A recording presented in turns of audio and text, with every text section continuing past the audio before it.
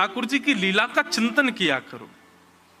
ये हम जो लीलाएं सुनाते हैं ना, या जो भी कथा वक्ता लीला सुनाते हैं ठाकुर जी की, उस लीला का श्रवण करने के बाद में एकांतिक चिंतन निश्चित किया करो।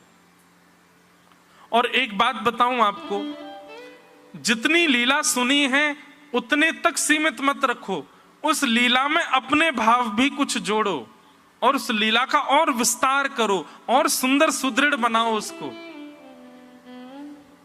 जैसे हमने कोई लीला सुनाई और उस लीला में यह बताया कि श्यामा श्याम रास विहार कर रहे हैं, ललिता विशाखा आदि सब मृदंग बजा रही हैं, वीणा बजा रही हैं, करताल बजा रही हैं, पखावज बजा रही हैं।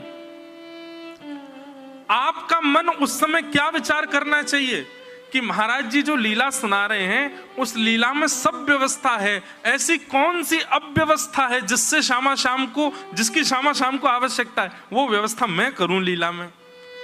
अब आपने सुना ललिता जी पखावज बजा रही हैं, विशाखा जी वीणा बजा रही हैं और आदि आदि सखियां सब मृदंग आदि करताल बजाते हुए गा रही हैं, श्यामा श्याम नृत्य कर रहे हैं। तभी आपके मन में भाव आया सब व्यवस्था है, किशोरी जी ठाकुर जी नृत्य कर रहे हैं, नृत्य करते करते उनको प्रश्वेत आ रहे होंगे, पसीना आ रहे होंगे, अरे कोई पंखा नहीं झल रहे हो है। तुरंत आपने अपने आप को एक सखी रूप माना और आप तुरंत हाथ में एक सुंदर सा बीज ना लेकर के गए और श्यामा श्याम की लीला में उनको पंखा करने लगे, स्वयं को लीला में पहुंचा दिया। ये बहुत ऊंची स्थिति है। इस स्थिति में पहुंचना कठिन बहुत है, पर रसिक जनों की कृपा, ब्रजवासियों की कृपा और ब्रजरज की कृपा से संभव है। हमारे स्वामी श्री हरदास जी महाराज, श्री हितरवंश महाप्रभु, गोपाल भट्ट गोस्वामी, ये जितने भी हमारे आचार्य गण हुए, इन सबों ने इसी प्रकार लीलाओं में ठाकुर जी के साथ अपना भाव प्रस्तुत किया।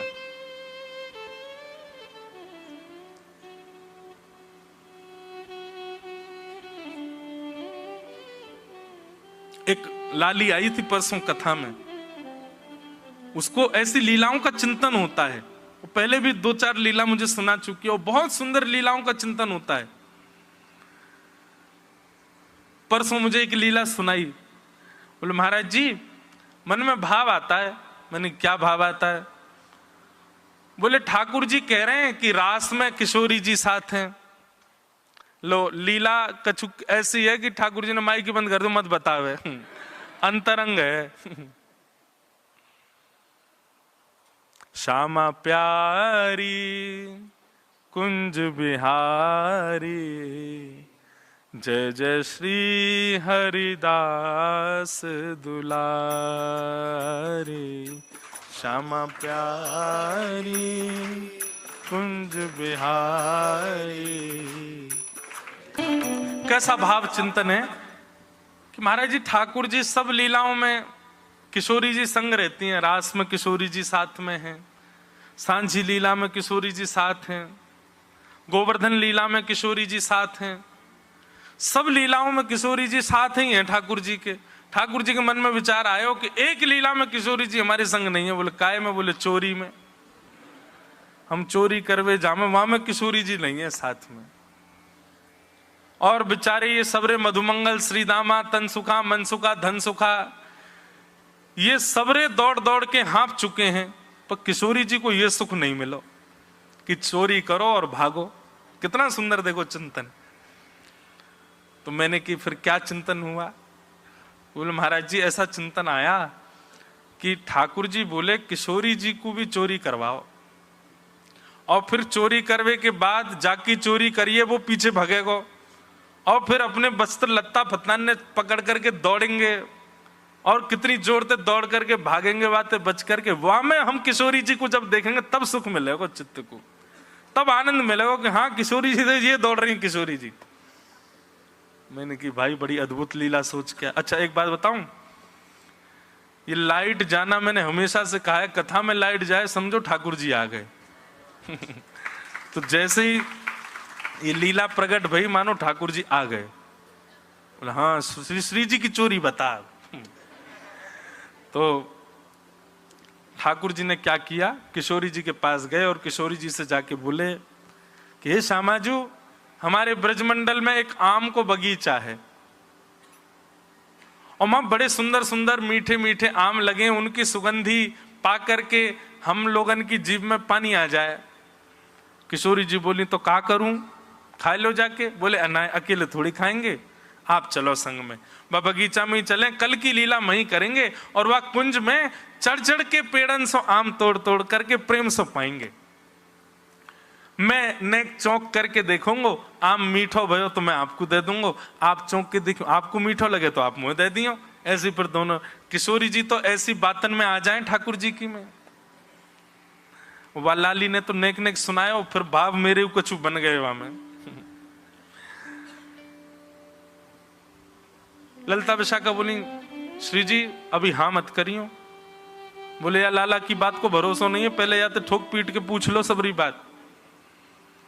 अरे लाला कौन को बगीचा नाम बता। ठाकुर जी ने फलानो नाम बता दियो, वाह को बगीचा। अच्छा बातें अनुमति ले ली थे ना। बोला हाँ सब बात कर आया हूं मैं बातें, कल हम सब सखा आएंगे, बाने इतने आम तोड़वे की अनुमति दे रही है, 100 आम तोड़ के तुम लोग ले जा सको, सब सखा सखी और मैं और श्यामाजू। ललिता विशाखा बोली देख ले तेरी बात है गई है ना। बोले हाँ मैं बात करके आऊं, झूठ थोड़ी बोलूंगा। अरे मैं अपने लिए ऐसा कर सकूं कि बिन बताए कहीं तक कछु सामान ले लूं। श्री जी जाएंगी, इनकी तो मर्यादा को भाव रखना पड़े। और किशोरी जी बोली इतना कह रहे हैं तो चल देंगे। किशोरी जी आई, ठाकुर जी तो पहले तो ही भौं मटका रहे हैं अपनी, आ जाओ आज आनंद आवेगो। यहां सब सखी आई हैं, सब सखा खड़े हैं, ठाकुर जी और किशोरी जी मुखिया बन के एक दूसरे के सामने खड़े हैं। ऐसा सुंदर आम को बगीचा चारों ओर लगो है। आहा अब होड़ भाई, होड़ तो सब जगह हो, कल हिंडोला में होड़ है रही, कौन बैठे को पहले, अब यहां पे भी होड़ है लगी। कौन चढ़ेगा पहले वृक्ष के ऊपर। ठाकुर जी के मैं चढ़ूंगा, किशोरी जी के मैं चढ़ूंगी, और सब सखी करी नहीं हमारी श्यामाजू चढ़ेंगी। अरे निमंत्रण मिलो है तो निमंत्रण के कारण हम लोग अतिथि हैं, अतिथि को पहले अधिकार दो। सब बातन की बात सखा सकीन में सब में नेक होड़ हैन लगी। इतने में ही भाई दोनों चढ़ो, जो पहले ऊपर पहुंच जाएगा वही आम खाएगा। एक तरफ तो किशोरी जी चढ़ी, दूसरी तरफ तो श्याम सुंदर चढ़े ऊपर। लेकिन ठाकुर जी तो चढ़ गए, ठाकुर जी तो चढ़ रहे हैं, छटपट चढ़ते जा रहे हैं। लेकिन किशोरी जी को ऐसा घेरावदार लहंगा, वो कभी कहीं पे अटक जाए, कभी कहीं फंस जाए। किशोरी जी बोली या में बड़ो असंभव है चढ़ना। सोई किशोरी जी गई, एक कुंज में गई और जाकर के अपना नवीन श्रृंगार करके आई।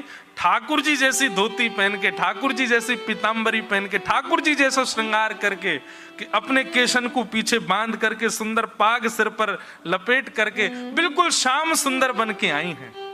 लेकिन कैसी श्याम सुंदर है? बोले गौर सुंदर हैं। एक तरफ श्याम सुंदर, एक तरफ गौर सुंदर। किशोरी जी बोले नीचे उतर के अब चढ़ेंगे दोनों संग में। पहले तो हमने लहंगा पहनो, हमारी बबू फंस गो, अब दोनों की समान बिल्कुल वस्त्र, अब चढ़ेंगे। आहा कितना सुंदर चिंतन है। अब की बार जैसी चढ़े तो छटपट महाराज स्वामिनी जी ऊपर चढ़ गई और ऊपर जाकर के बैठ गई। जय जयकार है लगी, हमारी स्वामिनी जी की जय हो, हमारी वृषभानु दुलारी की जय हो। ये सब दृश्य देख करके ठाकुर जी तो परम आनंद में भर आए।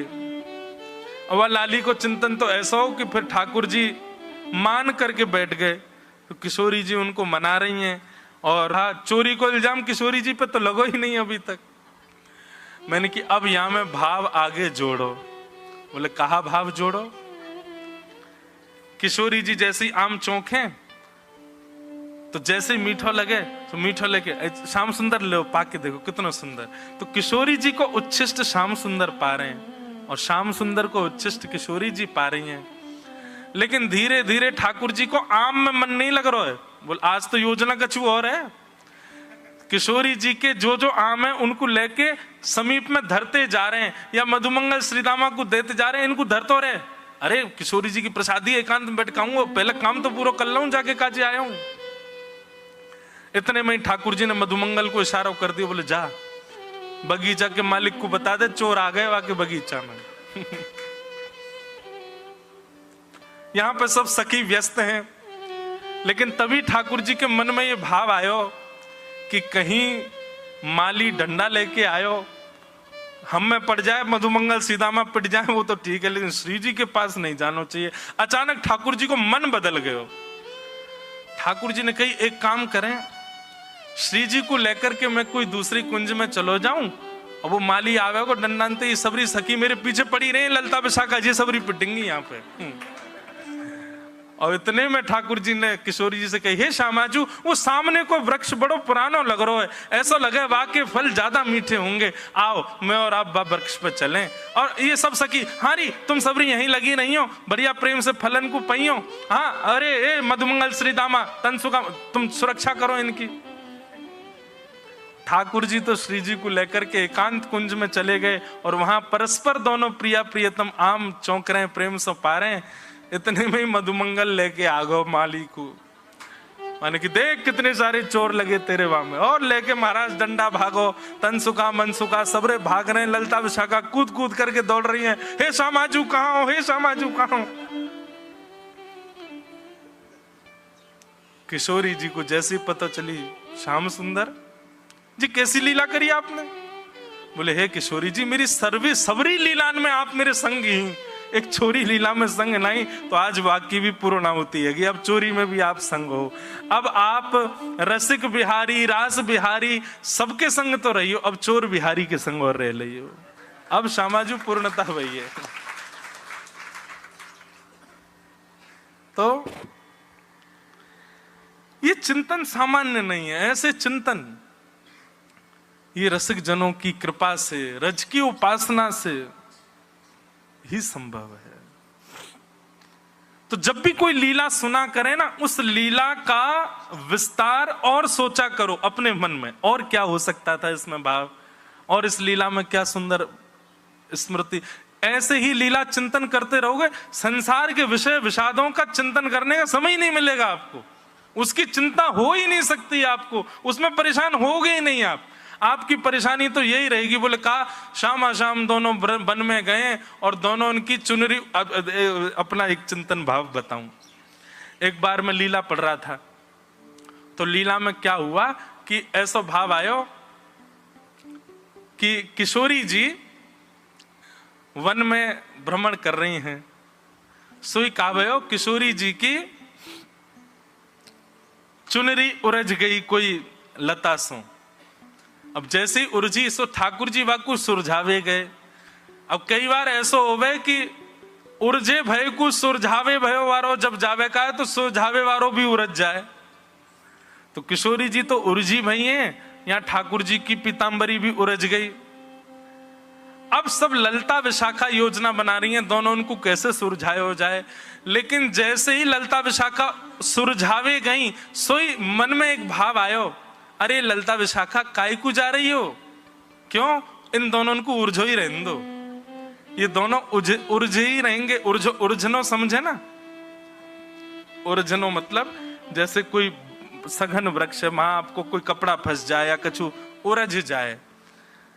मन में भाव आया, हे ललता विशाखा काय को सुरझावे जा रही हो, ये दोनों डटे तो है ना, कभी कहीं चले जाएं कभी कहीं चले जाएं, आज इनको उर्झो ही रहने दो। और उर्जे भय दोनों ते अपने मन की सबरी कामना पूरी करवा लो आज। हे श्यामा श्याम आप दोनों उरझ गए हो आज, अब हम तब सुरझावेंगे, पहले हमको वचन दो। कहा वचन चाहिए? बोले पहले तो ये वचन दो कि ब्रजमंडल से हमको कभी दूर मत करियो।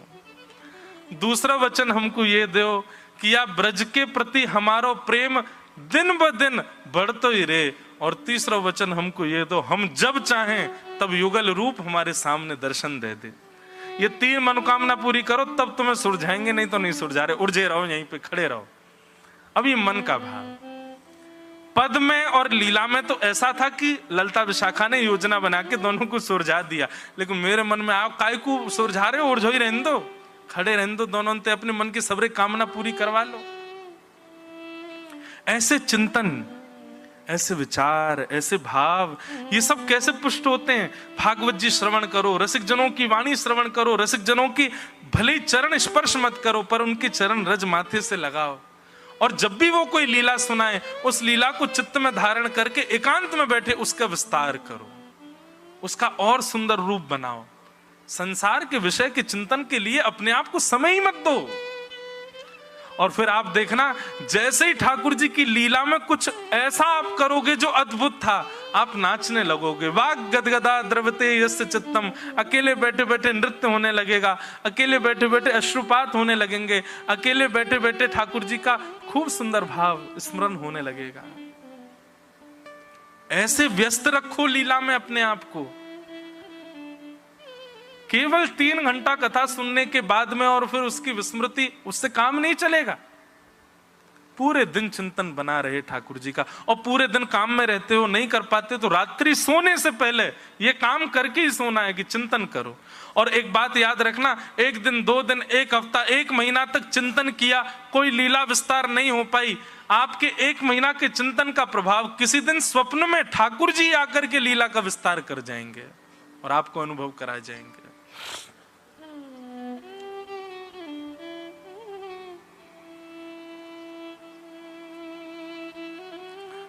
पिप्पलायन कहते हैं, जब तक प्रेमा भक्ति चित्त में प्रकट नहीं होगी तब तक आपको ठाकुर जी का अनुभव नहीं होगा। और प्रेमा भक्ति चित्त में प्रकट हो गई ना, तो ठाकुर जी छुप नहीं पाएंगे आपसे। जैसे प्रहलाद ने कह दिया खम्भ में भगवान है, जैसे गोपाल भट्ट गोस्वामी जी ने शालिग्राम से ठाकुर जी को प्रकट कर दिया, जैसे श्री एकनाथ जी ने सामान्य जीव में से श्री पंडरीनाथ भगवान को प्रकट कर दिया, ऐसे ही हम में भी एक सामर्थ्य तो नहीं कहूंगा, पर ये योग्यता प्राप्त हो जाएगी कि हम भी ठाकुर जी को ऋषिकेश में रहें, विदेश में रहें, कहीं रहें, वहीं रहते हुए भी ठाकुर जी को प्रकट कर सकते हैं।